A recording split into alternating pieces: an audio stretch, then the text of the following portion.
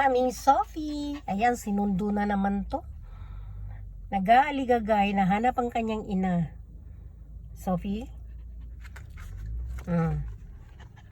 Nahanap niya ang kanyang nanay. Kahit nandito naman si Lola, si nanay hinahanap. Akala niya iniwan na siya, oh. Doon kasi yung nanay niya, nandoon sa, yan, oh. Nasalo kami ng kotse kasi malamig sa labas. Ayun, doon ang kanyang ina.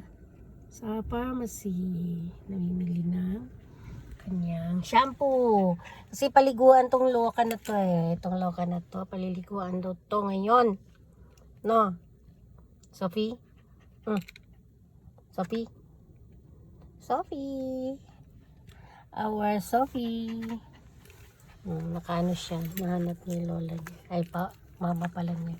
Kasi lola niya nandito to mo, ang dami ng buhok. Kailangan ng gupitan. Hop.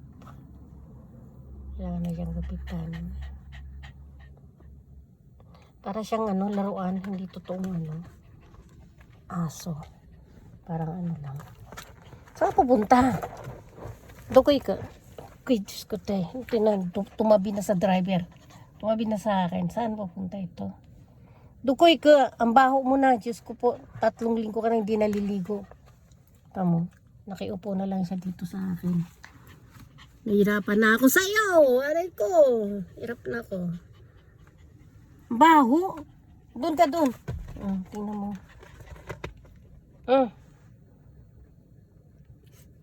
Doon ikaw. Yun o. Silipin mo doon. Dali. Ha? Yan kami.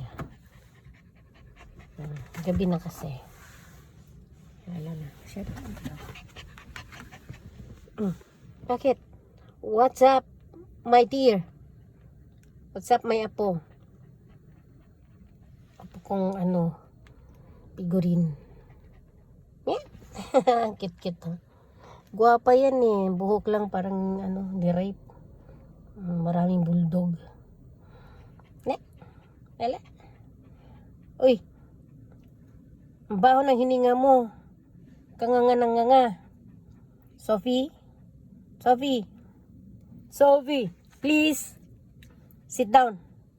Uswari. Uswari. Diba? Uswari. Na talaga siya. Nakinig siya.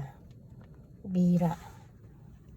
Kasi nag-aligaga siya hanapin ng kanyang nanay. Silip doon sa likod, silip sa gilid.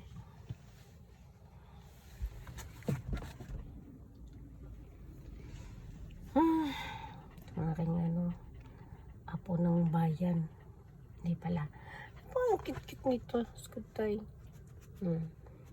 Inamoy-amoy niya kasi dyan nakaupo si Maya. Yung nanay niya. Naamoy-amoy mo. Yeah?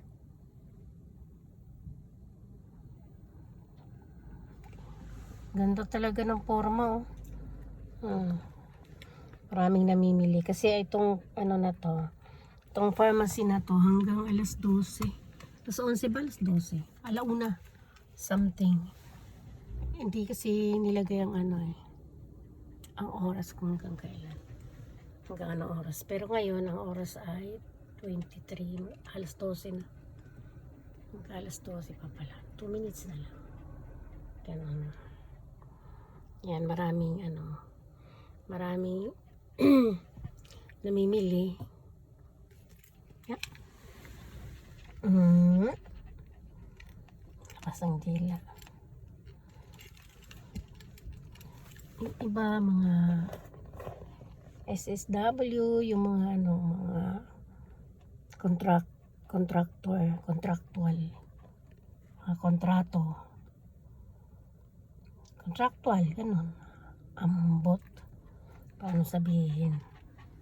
Yan sila. Mimili yan sila. Sa loob lang kasi ako ng kotse. And, yan siya. Siguro Vietnamese.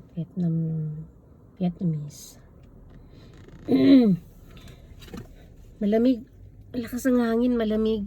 Tapos, Kaliligo ko lang lumabas ako kaya parang nahihilo ako. Ganito ito sa Japan.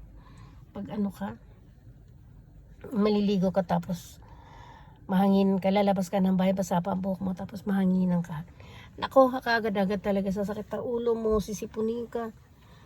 Lalo na ngayon sa panahon na ito, parang ang hirap ng, parang ang dali mo magkasakit, grabe.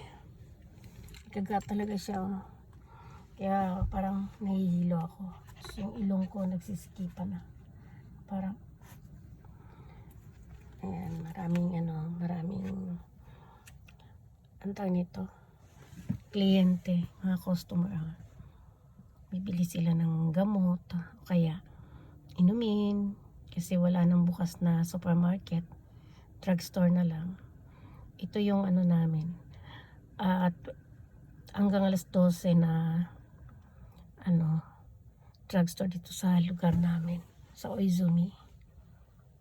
Yan. May mga pagkain na dyan, may mga gulay na sila. Konti lang naman, parang dagdag sa tinda nila. Tama, sumisilip pa. Chismosa tong aming aso na to. Yung Maltese na to, chismosa to eh.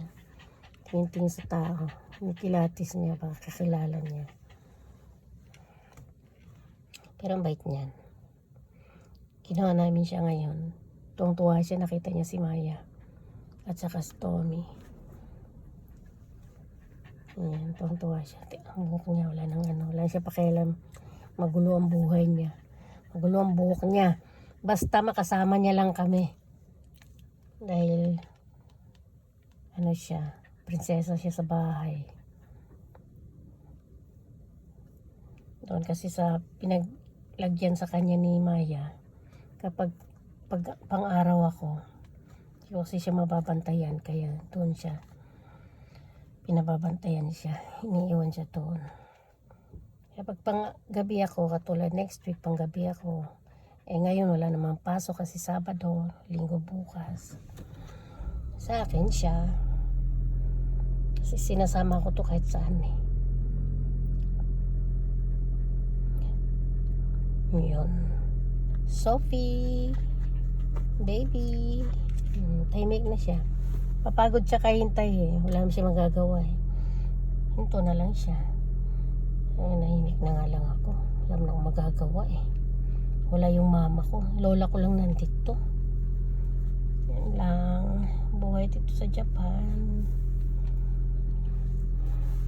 Meron namang bukas ngayon na supermarket. Don Quixote. Ang Don Quixote rito hanggang alas 3 ng madaling araw. Pero malayo, pero pag may kotse ka naman, madaling puntahan nga lang. Malaki kasi, nakakatamad ikutin. Malaki ang Don Quixote. Nakakalula. Wala ka naman bibilhin maramihan. Ganon. Yan na siya. Nahimik na siya. Uy! Ayan. Nagugutom to. Matay sa bahay pakainin to. Naku, ubos ka agad siguro ang pagkain nito. Kakalbuhin to ng nanay niya. Siya kapala ng buhok ko. Para ng para ng mop ng ng sahig. Kaya nga pag siguro to yung nakaupo din sa gilid tapos nakatago yung mukha. Ako baka kapag kamalang map to sa sahig eh. Itsura nito. Itsura niya na. Ang ganda-ganda. Ganda yan. Ganda-ganda. Ganda yan. Be, patingin ako sa ganda niyan. Wow.